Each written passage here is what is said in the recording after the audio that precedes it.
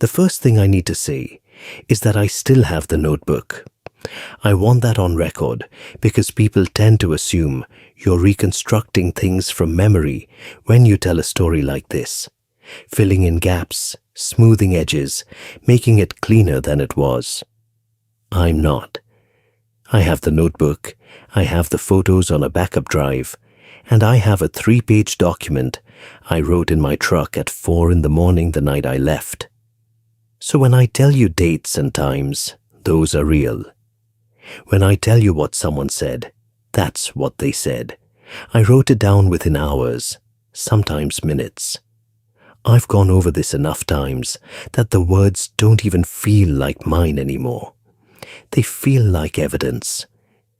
The shower was running when I opened the door to room 214.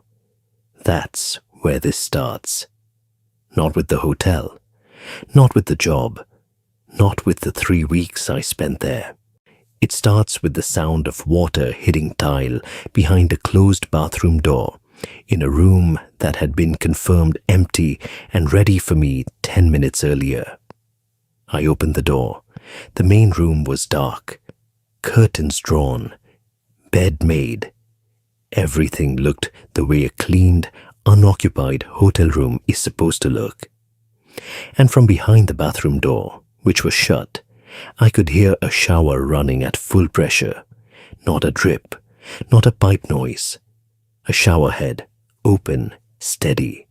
The sound of water under pressure, hitting a hard surface with that slightly enclosed resonance you get when a bathroom door is closed and the fan isn't on. I held the door open with one hand and my duffel bag in the other. And I stood there, listening. But let me back up. My name is Corey Lance. In November of 2016, I was 33 and I'd been doing contract H, VAC, and mechanical systems work for roughly a decade, mostly through a property management company out of Frederick, Maryland. They handled commercial and hospitality properties across the Mid-Atlantic. Maryland, Virginia, southern Pennsylvania, occasionally into the eastern panhandle of West Virginia. When a building needed a system retrofit or a mechanical overhaul that was too specialized for the local maintenance staff, they'd send me. I'd drive out, stay on site if the job was long enough, work with the local crew they'd sub in, finish, and move on to the next one. I liked the work. I was good at it. I understood buildings the way some people understand cars, not just how the pieces fit, but how they talk to each other. Airflow, water pressure, thermal transfer, electrical load. A building is a system, and when something goes wrong, the system tells you, if you listen. The job that November was at a hotel called the Hollowell, about 12 miles outside Winchester, Virginia, set back from Route 50 on a 2-lane access road that ran between a farm equipment lot and a stretch of woods. The Hollowell had been built in the early 60s as a single-story motor court, 16 rooms in an L shape around a parking lot.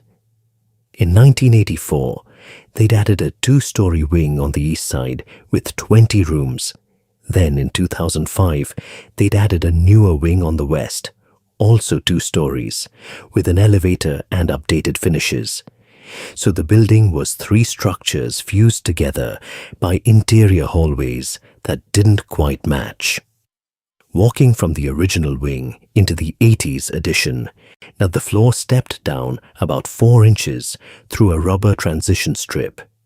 The ceiling height changed. The hallway jogged left for no apparent reason from the inside, though from the parking lot you could see it was because the 2 buildings sat at slightly different angles to the road. The 2005 wing was cleaner, more squared off, but the connection to the 80s addition still had an odd seam where the drywall texture changed from orange peel to smooth. I'd worked in buildings like this my whole career. 3 expansions, 3 contractors, 3 sets of plans that don't talk to each other. The mechanical systems always reflected the same patchwork. You'd find copper supply lines running next to PEX, cast iron drains transitioning to PVC through rubber couplings that should have been replaced 10 years ago. Electrical panels with breakers from 3 different manufacturers. It was normal.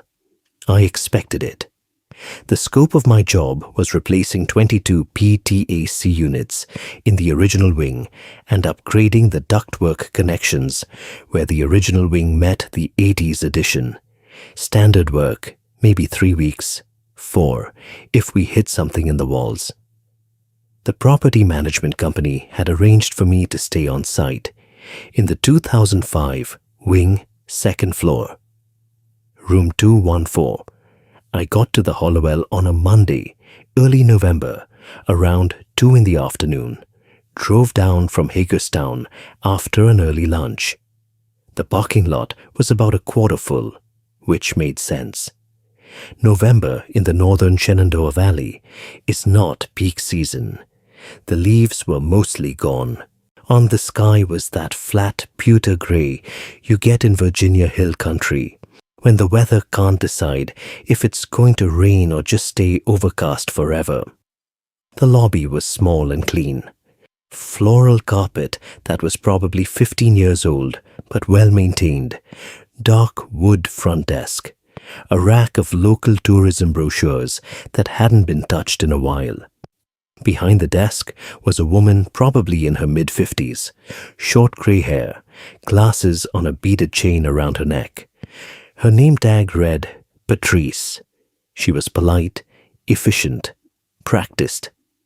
She checked me in without much conversation, explained breakfast was in the side room off the lobby from 6 to 9, pointed out where the East machine was, and handed me a keycard for 214. I asked if the room was ready. Sometimes, with these on-site arrangements, the room isn't turned over yet when you arrive. And she looked at her screen and said it had been cleaned that morning. Vacant since last Thursday. Empty and ready. I thanked her, went to my truck, grabbed my duffel and headed up.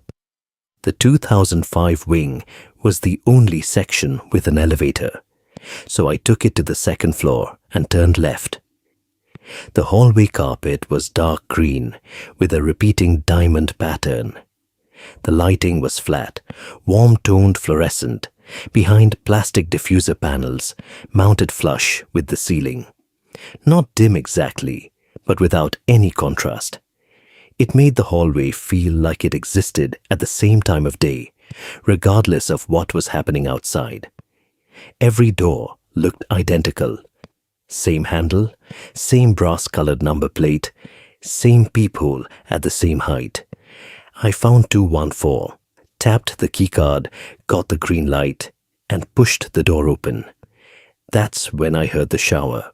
I stood in the doorway for probably 15 seconds. The sound was constant, full pressure, unchanged. I looked at the room. Bed made tight with the bedspread tucked under the pillows. Desk empty and wiped down. Curtains closed. TV remote centered on the nightstand. Clock radio showing 2:17 p.m. No luggage, no personal items, no sign of occupancy. Just the sound of running water behind a closed bathroom door. I stepped back into the hallway and let the door swing shut. Then I went downstairs. Patrice looked up when I came back to the desk. I told her there was someone in room 214, or at the very least the shower was running. She looked at her screen, clicked a few times, and said no. The room had been vacant since Thursday. Housekeeping had cleaned it that morning at 10. I said I could hear the shower. It was running right now. She paused. Maybe 2 seconds. A short pause, but I noticed it. Then she said that the plumbing in the 2005 wing had an automatic cycling system. It ran water through the supply lines periodically to prevent stagnation in vacant rooms. It was a building efficiency feature. I might hear it from time to time. I knew what she was talking about. Some commercial properties, especially newer ones with low-flow fixtures, do use periodic flushing systems to prevent biofilm and Legionella buildup in stagnant lines. Building code in some jurisdictions actually recommends it for rooms that sit empty more than a few days. So what she said was not unreasonable. But I've serviced those systems. They run at low flow, cycle through all fixtures in a sequence, and they're brief. What I'd heard was sustained full pressure flow from a single shower head. That's demand flow. That's someone turning a handle. Or that's a solenoid valve opening under electronic control, which would be unusual for a shower fixture, but not impossible. I didn't push it. I was starting a 3-week job, and I didn't want my first real interaction with the site staff to be an argument about plumbing. I went to the side room, got a cup of coffee from the self-serve machine, sat for about 15 minutes, then went back up. The shower had stopped. I opened the bathroom door. Tub was dry, shower head dry, no steam on the mirror, no condensation on the chrome, no moisture anywhere. The towels were folded on the rack, undisturbed. The room smelled like cleaning solution, that vaguely citrus, vaguely chemical hotel scent. Everything was perfectly, completely dry, like the water had never been on, or like it had been off long enough for every trace to evaporate, which at full pressure hot water in a small bathroom should take at least 20 or 30 minutes with the door shut. I'd been gone maybe 18 minutes total. I looked at the dry tub for a while, then I set my bag on the bed and started unpacking. That was Monday. Tuesday I met my crew. Dale was early 60s, thin, deliberate.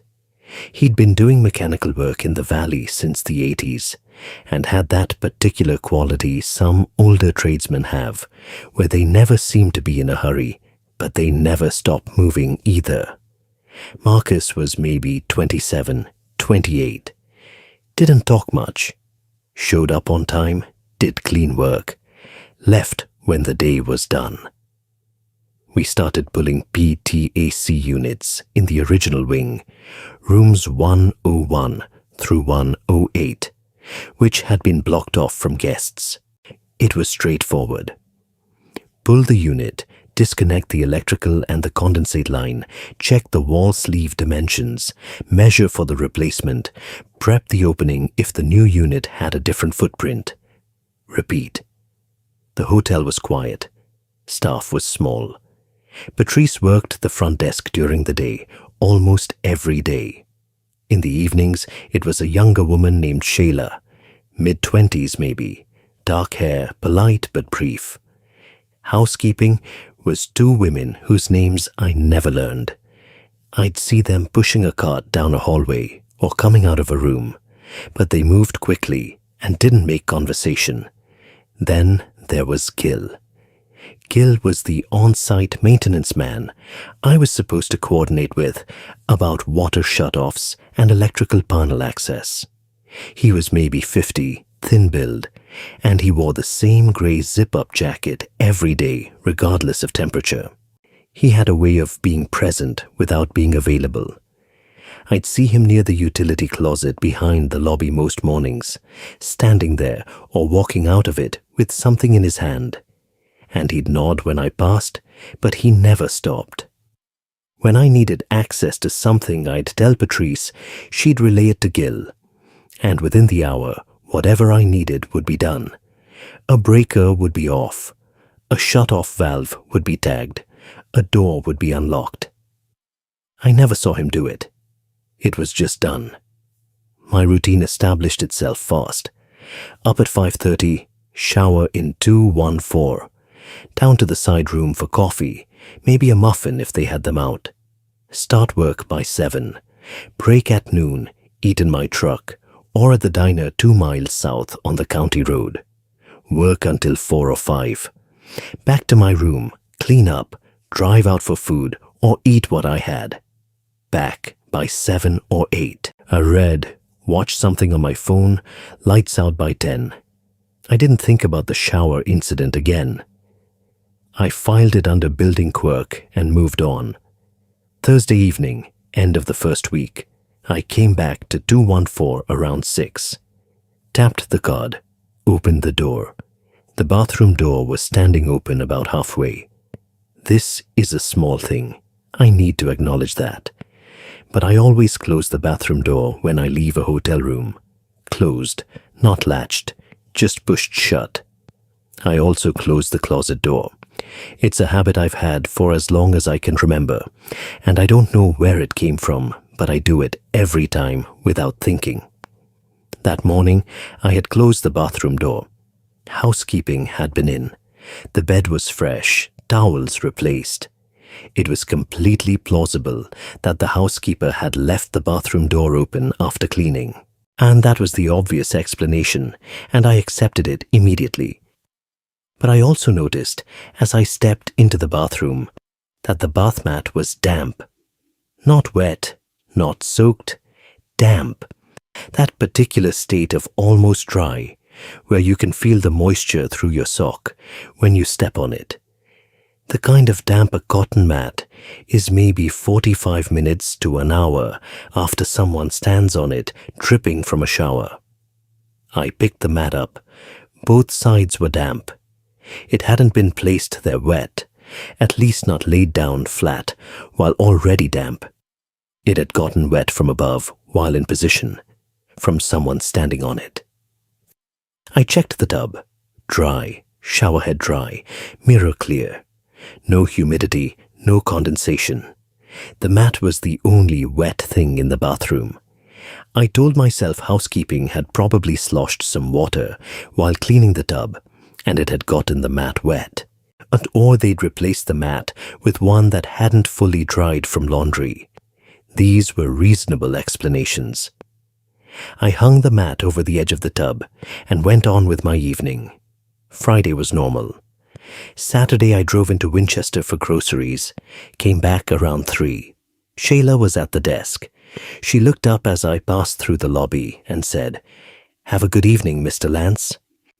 I kept walking for 2 steps, and then the thought caught up. I hadn't introduced myself to Shayla. Patrice had checked me in. I'd never had a conversation with Shayla beyond a nod. She could have seen my name in the system, obviously.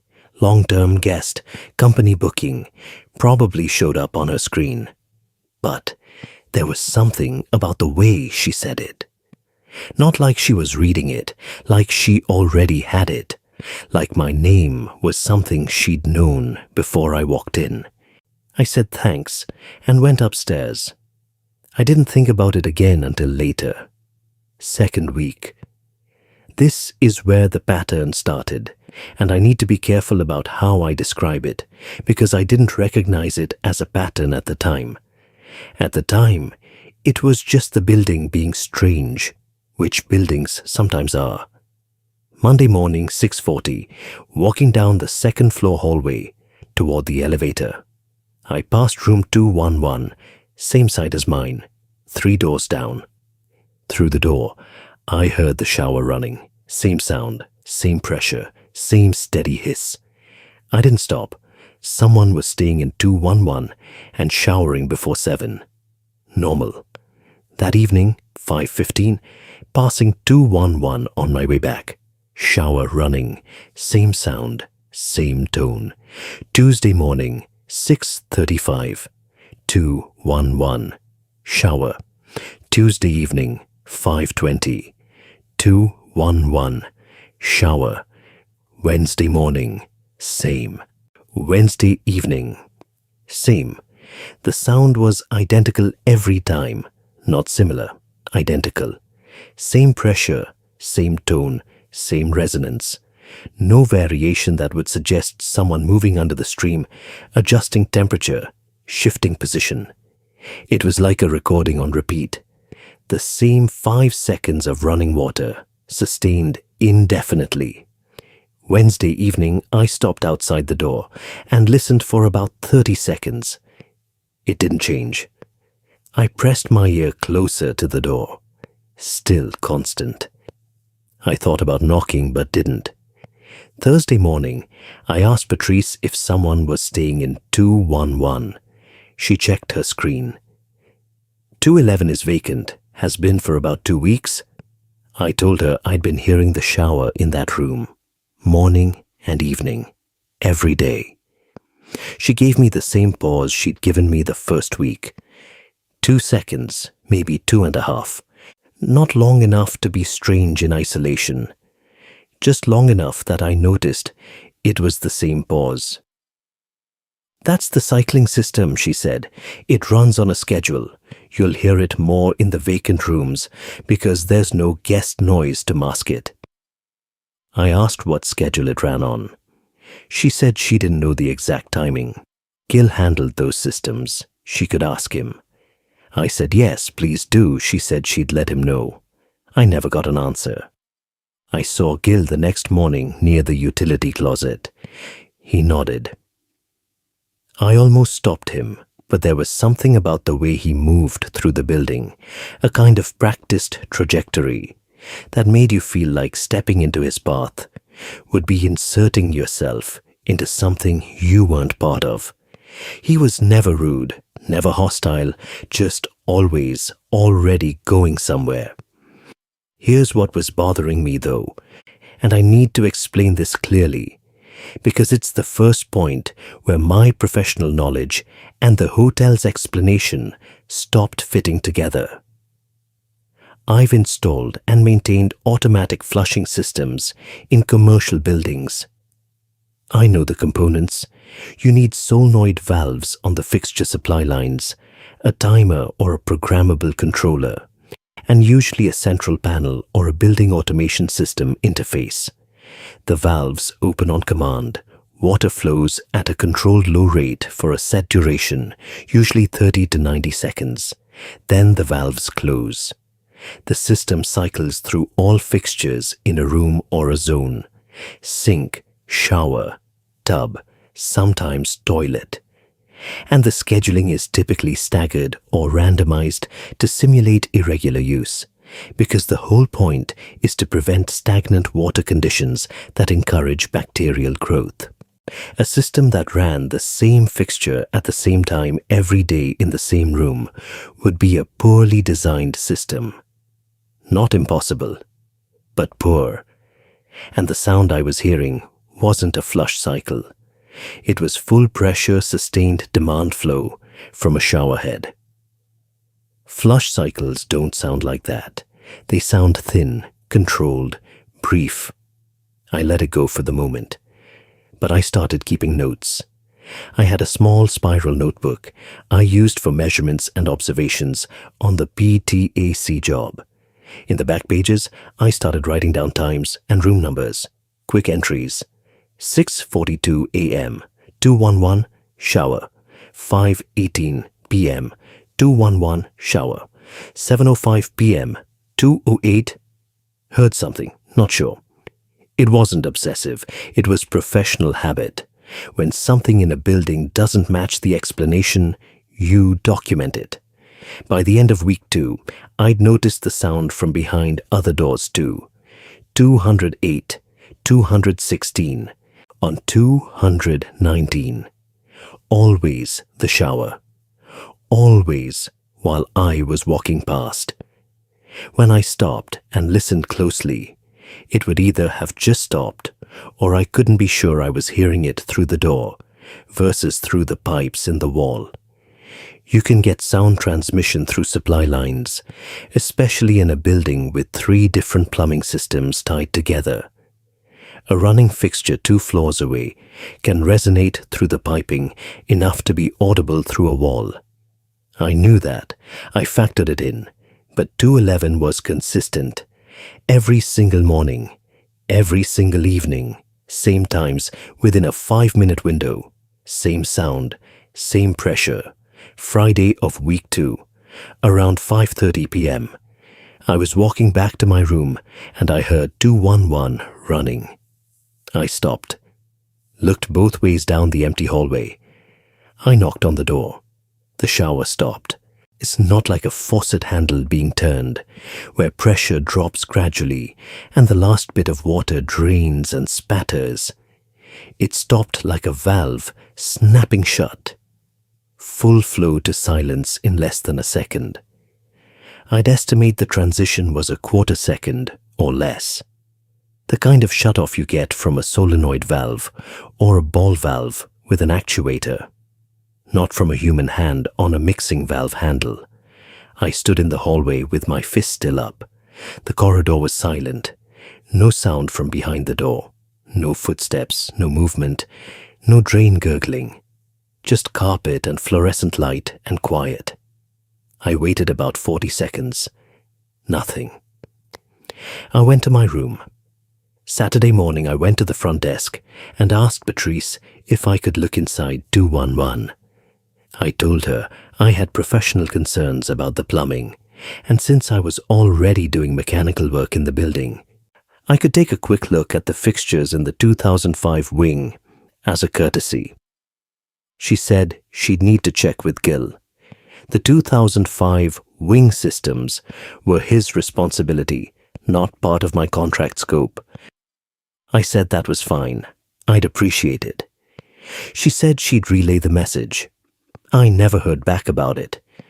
That afternoon, I was eating lunch in my truck when Gil walked through the parking lot about 30 feet away. I called out to him through the open window. He stopped and turned. This was the first time I'd spoken to him directly, and I noticed for the first time that his eyes were slightly different colors. Left was dark brown, right was lighter, a sort of amber hazel. Subtle enough that you wouldn't see it from across a room. I told him I'd been hearing water in 211 regularly and wanted to take a look at the valve setup. He said, "Those rooms cycle on their own. It's normal." I said I understood the cycling explanation, but the pattern didn't match any flushing system I'd worked with, and I just wanted eyes on the valve assembly. He said, "I'll take a look at it." I said, I didn't mind doing it myself. I was already here, and it would take 10 minutes. He said, "I'll take a look at it." Exact same words, same inflection, same flat delivery. Then he turned and walked toward the building. Not rude, just done. Monday of week 3, I passed 211 in the morning. Silence. Passed it that evening. Silence. Tuesday morning, silence. Tuesday evening, silence. For the first time since I'd started tracking, 211 was completely quiet. But 214, my room, was not. I came back Tuesday evening around 6. The bathroom door was closed, the way I'd left it. I opened it. The bath mat was damp. Same as the first time, 2 weeks earlier. Positioned in front of the tub, damp from the top surface. Tub dry, shower head dry, mirror clear. My shower that morning had been at 5:30, more than 12 hours earlier. In a room with the HVAC running, a wet bath mat dries in 2 hours, maybe 3. I called the front desk. Shayla answered.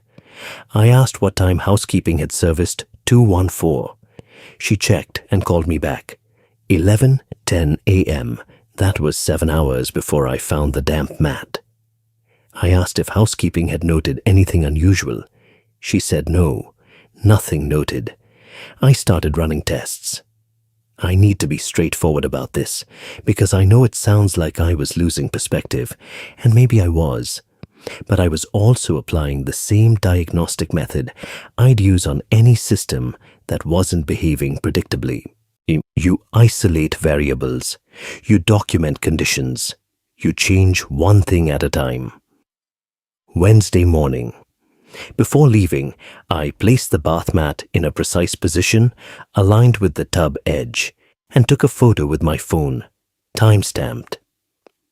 I put a small piece of clear packing tape from my work supplies across the bathroom door at the bottom where the door met the frame, low enough to be invisible unless you were looking for it. If someone opened the door, the the tape would break. Wednesday evening. Tape broken, consistent with housekeeping entry. Bath mat had been replaced with a fresh one in a slightly different position. Everything clean and dry. Normal. Thursday. I placed new tape on the bathroom door. I also put a small piece across the tub drain. If water ran through that drain during the day, the tape would wash away or shift. I took photos of both. I placed a dry washcloth, folded once on the far edge of the tub, away from the shower head, where housekeeping wouldn't have reason to move it. Thursday evening, bathroom door tape broken. Housekeeping, bed made, towels fresh. Bath mat in standard position, dry. The tape on the tub drain was gone, not shifted, not folded over. Gone. I pulled the drain cover off and looked. The tape was not caught in the strainer. It had washed away. The washcloth was in the same position I'd left it, same fold. But it was damp. Not wet, damp. I held it to my face. No cleaning solution smell, just water. Now. Housekeeping was in the room at approximately 11 a.m. If they'd cleaned the tub and run water during cleaning, the drain tape could have washed away then. Splash could have dampened the washcloth, and the tub and fixtures would have dried by evening. The bath mat, if it got wet during cleaning, might or might not have dried by 6 p.m., depending on the mat thickness and the HVAC airflow in the bathroom. That all tracked. Barely.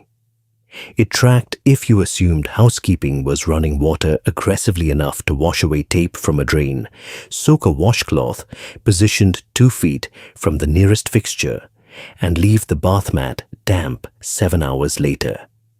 It was possible, but it required a lot of water usage for a routine room cleaning. Or it meant water was running in my room at some point after housekeeping left, well into the afternoon, with the room locked and empty. I called the front desk and asked for the keycard log on 214 for Thursday. Patrice checked. 2 entries by my card, 1 entry by the housekeeping master code at 11:05. No other entries. 3 total. No one else opened that door. Friday morning I put tape on the bathroom door, tape on the room door, and I photographed everything. I left at 6 a.m. for work. At noon I came back to the building, not to the room but to the hallway outside. I stood outside 214 and listened. Nothing. I checked the tape on the room door from the hallway side. Intact. Housekeeping hadn't been in yet. I went back to work. At 5:30 I came back. The room door tape was broken. Housekeeping. I checked the bathroom door tape before opening it. Also broken. I opened the bathroom door. Bath mat damp. Washcloth damp. Tub dry. Shower head dry. But the mirror had a fine fog along the top edge. Not heavy condensation, just a faint haze, the kind you'd see maybe 20 or 30 minutes after a hot shower in a closed bathroom. And the HVAC was running. The bathroom vent fan was off. The pull chain was in the off position as I'd left it. No source of humidity in the room. A hot shower in a closed bathroom with the vent fan off would fog the mirror. The fog would start clearing from the bottom up as cooler air slowly circulated in. After 30 minutes, you'd still see haze along the top. I touched the mirror. The haze was real moisture. My fingertip came away wet. That evening, I did something I'd been thinking about for days. After dinner, around 8 p.m., I went to the ground floor of the 2005 wing, past the last guest room, to a grey steel door with a staff-only sign. This was where the mechanical room for this wing would be. Water heater, booster pump, any water treatment or recirculation equipment. Every building has one, and I'd been in hundreds of them, and the door was locked with a keyed deadbolt. Basic, quick-set residential grade, not a commercial lock. I had picks in my toolkit, not locksmith picks, but thin flat drivers I used for access panels and recessed fasteners. 2 of them worked well enough on a 5-pin residential cylinder. I had the door open in under a minute. The mechanical room was small, maybe 10 by 12. Water heater against the back wall, a small recirculation pump mounted on the hot return line, and pipe manifolds running up into the ceiling toward the rooms above. Standard domestic supply layout. Cold main in, water heater, hot and cold, distributed through a manifold with individual branch shutoffs for each room. I traced every pipe. I checked every valve. I looked at the recirculation pump, which was a small Grundfos, on a simple timer for keeping the hot water loop warm, so guests didn't wait 2 minutes for hot water at the tap. That was standard. That was normal. There was no automatic flushing system, no solenoid valves on the branch lines, no programmable controller, no central timer for fixture activation, no wiring to any fixture valve that would allow remote or automated operation. Nothing. The plumbing was as straightforward as it gets. Water in, water heated, water distributed. Fixtures were operated by their handles, in the rooms, by hand. I stood in that mechanical room for a long time. I checked everything twice. I took photos. I took 23 photos. The manifold, the water heater nameplate, the recirculation pump and its timer, the branch lines going up through the ceiling, the absence of control wiring, and the absence of solenoid valves. I photographed the entire room from 4 angles. There was no cycling system. Patrice had told me there was twice on separate occasions.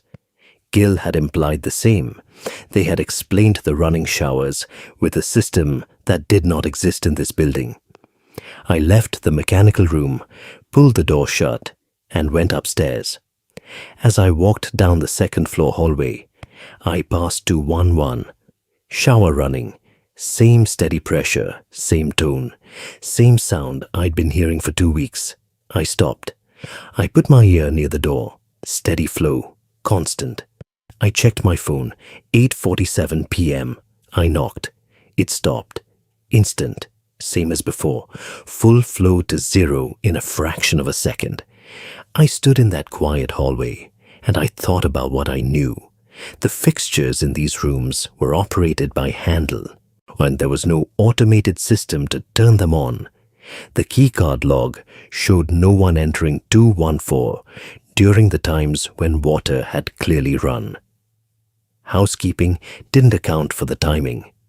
The sound in 211 stopped the instant I knocked, which meant something was responding to my presence. Not on a timer, not automated, responsive. I went to my room and I sat down and I wrote everything out. Every incident, every date, every time, every conversation. 3 pages, both sides, in the small notebook, clear and ordered like a field report. Then I tore those pages out, went down to the parking lot, and put them in the glove box of my truck. I did this for a specific reason. I had started to notice, just faintly, a voice in the back of my head suggesting that maybe I was wrong about the mechanical room. Maybe I'd missed a panel. Maybe the solenoid valves were in wall, behind the fixtures, not at the manifold. Maybe I didn't understand this particular system. And the reason that voice was there was because every person I'd spoken to at this hotel had responded to my concerns with the same calm, the same patience, and the same reasonable-sounding explanation. When everyone around you treats your observations as confused, you start to wonder if you're confused. So I wrote it down while I still trusted myself. And I put it somewhere outside the building. Saturday of week 2 became the pivot point. I went to the front desk in the morning and told Patrice directly that I'd been in the mechanical room. I told her there was no automatic cycling system. No timer, no controller, no solenoid valves. The showers in the vacant rooms were not being operated by any automated system because no such system existed in this building. I said this calmly. I presented it as fact because it was fact. Patrice looked at me. The pause this time was longer. 4 seconds, maybe 5. Then she said, "Mr. Lance, I'm not sure what you saw in the mechanical room, but the cycling system was installed by the contractor who built the addition. It's integrated into the plumbing. I don't have the technical details." I showed her 2 photos on my phone, the manifold, the water heater. I pointed to where solenoid valves would be if they existed. I pointed to the absence of control wiring. She looked at the photos. She looked at me. She said, "I think there might be a misunderstanding about what you're looking at. I'll have Gil walk you through it." I said Gil had been avoiding this conversation for a week. She said he was on a different schedule this week, but she'd make sure he connected with me Monday. I left the desk. As I walked through the lobby, I had a feeling I want to describe precisely. It wasn't frustration, it wasn't confusion. It was the feeling of talking into a surface that absorbs sound. I was producing words, and they were landing, and nothing came back. Not disagreement, not concession, not engagement. Just a smooth, practiced redirection that left the conversation exactly where it had started. Sunday I didn't stay in the hotel.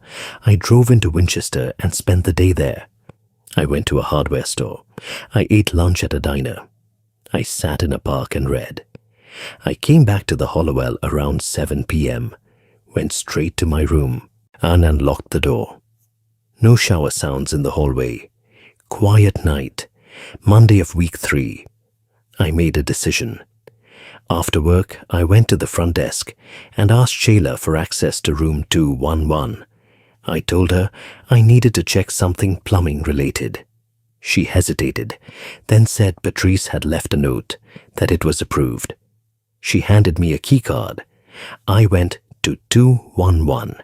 It was identical to 214 in layout, mirror reversed because it was on the opposite side of the hall. Same bed, same desk, same curtains and carpet, same bathroom fixtures. I went straight to the bathroom, tub dry, shower head dry, towels folded. The room smelled like cleaning solution. The bath mat was damp. I crouched down and pressed it with my palm. Damp. Not from anything I'd done. The room had been vacant and cleaned and closed. Nobody in, nobody out. I lifted the mat. Underneath, but on the vinyl floor, there was a faint discoloration in the exact shape of the mat's footprint. A water stain. Not new. This was the residual mark of repeated moisture exposure over time. Weeks, maybe months. This mat had been getting wet, drying, getting wet, drying, getting wet, over and over, long enough to leave a permanent mark on the floor. I put the mat back. I checked the tub drain. Clean. I checked the shower head. Dry. I looked at the single-handle mixing valve. Standard Moen Posei temp cartridge, I could tell from the trim plate. I reached in and turned it on. Water flowed. Normal pressure, normal temperature progression. I turned it off. I checked the diverter on the tub spout. Push-pull type. It moved normally. Everything in this bathroom worked exactly the way it should when a human hand operated it. And something was operating it without a human hand, without a keycard entry, without an automated system, and without leaving any trace except damp cotton and a stain on the floor. That night, Monday, I lay in bed in 214, and I couldn't sleep. Around 1:40 a.m., I heard it. Not from the hallway, from inside my room. The shower. It didn't start at full pressure. It started low, a thin stream, and built over about 5 seconds to full flow, like a handle being turned slowly. I lay still for 3 minutes. I was listening carefully to the sound, categorizing it. Steady flow, no variation. Showerhead spray pattern, not tub spout. That meant the diverter was up. I had not engaged the diverter after my morning shower. Someone or something had pulled the diverter up and turned the handle. I got up, went to the bathroom door and opened it. Shower running. Bathroom dark.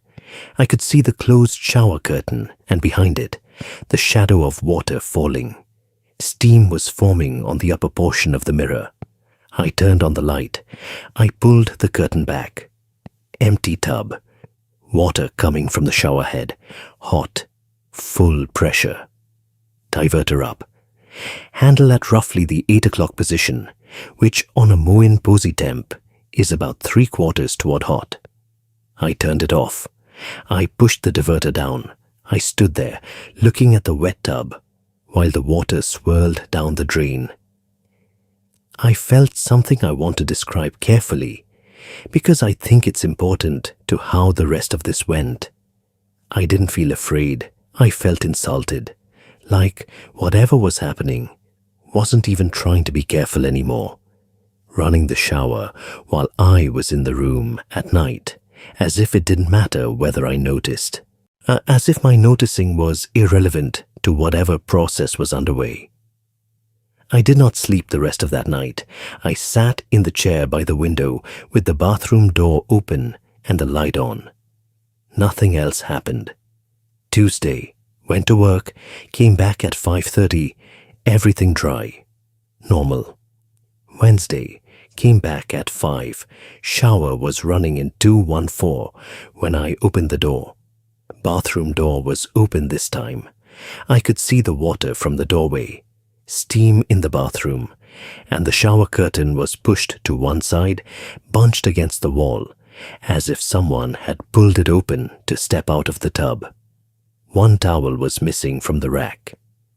I searched the room. Under the bed, in the closet, behind the desk, inside the dresser drawers. The towel was gone. I went downstairs and told Patrice my shower had been running again when I entered and a towel was missing. She said she'd send housekeeping up with a replacement. I said I didn't need a towel. I needed to know who was entering my room. She checked the keycard log, my 2 entries and housekeeping at 11. That was it. I said the door must have another way to open. She said the doors were electronic and only responded to authorized cards. I said the shower did not turn itself on. She said she understood my frustration and she'd have Gil look at it. I went upstairs. I passed 208, shower running, past 216, shower running, 2 vacant rooms running simultaneously. I stopped in the hallway between them and stood there listening to water falling on tile from 2 directions at once. Wednesday night, I slept in my truck. It was cold. I had a sleeping bag in the back from a previous winter job. Before leaving the room, I set up my most careful test yet. Bathroom door taped. Room door taped. Bath mat positioned and photographed. Washcloth on tub edge. Shower curtain positioned precisely, midway. Photo of everything. I slept in the parking lot and watched the second floor windows. 214 was on the left side, curtains drawn. At no point during the night did I see light behind them. No movement, no shadows, nothing. 5 a.m. I went up. Room door tape intact. Nobody had opened it. Bathroom door tape intact. Nobody had opened that either. The room had been sealed since I left it. I opened the bathroom door. The bath mat was damp. Same position, same alignment. I checked the photo. Identical, but damp. Both sides. The washcloth was damp. The shower curtain was bunched to the side against the wall. I checked the photo as I had left it at midway. It had moved about 2 feet in a sealed room behind 2 sealed doors, with no one inside. I sat on the edge of the tub, and I said the word "how" out loud to the empty bathroom, and my voice sounded strange in the tile, like it belonged to someone I recognized but hadn't spoken to in a while. Thursday. This is the day I need to talk about most carefully. I finished work early. Dale and Marcus left around 3. I went to the front desk and told Patrice I wanted to move from 214 to 211. She asked why. I said 214 had ongoing plumbing issues, and since 211 was vacant, it made sense. She said she'd have it ready by 5. At 5, I moved my things. I set up in 211. I didn't run any tests. I was tired. Not physically. Something deeper, and the kind of tired where your thinking still works, but the part of you that pushes back against conclusions you don't want to reach has worn thin. I went to bed early. At 2:12 a.m., I heard a shower. Not in 211. In 214, my old room, 3 doors down. Through the wall, faint but clear. I got up. I went to the hallway. I still had the 214 key card. I tapped it and opened the door. The bathroom light was on. The door was open. The shower was running full hot, steam rolling out into the main room. The shower curtain was pulled open, and on the bath mat in front of the tub, there were wet footprints. Bare feet, 2 impressions, side by side, toes toward the tub. Smaller than mine. I were an 11. These were maybe a 7 or 8, clear and sharp and fresh, the way a wet foot marks cotton when you step out of a shower. I looked at the footprints for a long time. Then I looked at the mirror. Heavy fog, and near the bottom right corner, a mark in the condensation. Not a word, not a letter. A single short stroke, maybe 2 inches, slightly curved, made by a fingertip. I could see the width of the line and the tiny ridges where moisture had been pushed to either side. I turned off the shower. I stood in the bathroom and looked at the mark on the mirror until the fog started to thin and the mark began to disappear. Within 2 minutes, it was gone. Just a clean mirror. I left 214. I went back to 211. As I walked the hallway, I noticed something I'd never noticed before. Every room I passed, both sides of the hallway, had a faint sound behind its door. Not all showers, some were just water, sink maybe, tub filling, but every room, every door, I had the sound of water, like the entire floor was running at once. I stopped in the middle of the hallway and stood there. The sound was everywhere, every direction, water in every wall. Then it stopped. All of it. At the same time. Every room, every sound, gone. Like a master valve, somewhere had closed. The hallway was silent. I went to 211 and I packed my bag. It took 4 minutes. I went downstairs. The lobby was empty. 2:30 in the morning, no one at the desk. The front doors were unlocked.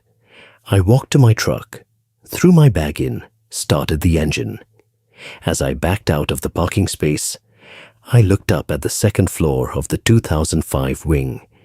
The hallway windows were visible from the lot, those flat fluorescent panels still lit.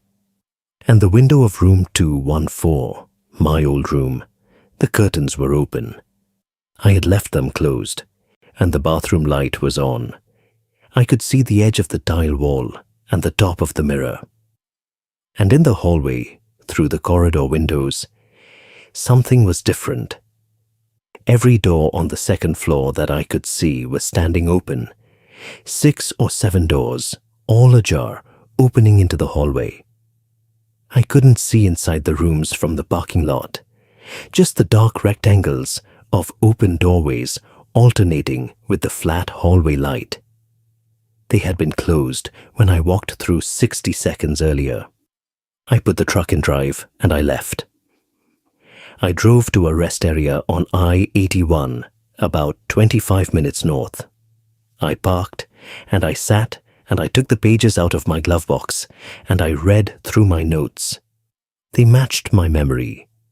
Every date, every time, every observation lined up with what I remembered. That mattered to me, that alignment between the written record and my recollection. I held on to that. I went back the following Monday for the final sign-off. Daytime. Dale met me there. We did the walkthrough with the property management company's regional rep who'd driven down from Frederick. Everything passed. All 22 units tested out. Ductwork connections were clean. I signed the paperwork in the lobby. I did not go to the second floor. When I turned in the keycards at the desk, Patrice was there. She processed the checkout, normal, efficient, the same as the day I'd arrived. Then she said, "Thank you, Mr. Lance. We hope you'll stay with us again." I said I wouldn't be coming back. She said, "That's what most of them say." I waited for her to say something else. She didn't. She just looked at me with that same patient, practiced expression, and in that I understood that the conversation was over, the way every conversation with her had been over. Not ended, just absorbed. I left. 14 months later, the property management company called me about another job at the Hollowell. Different wing, different scope. I said I had a scheduling conflict. The woman on the phone said, "That's what Mitch said too." I don't know who Mitch is. I didn't ask.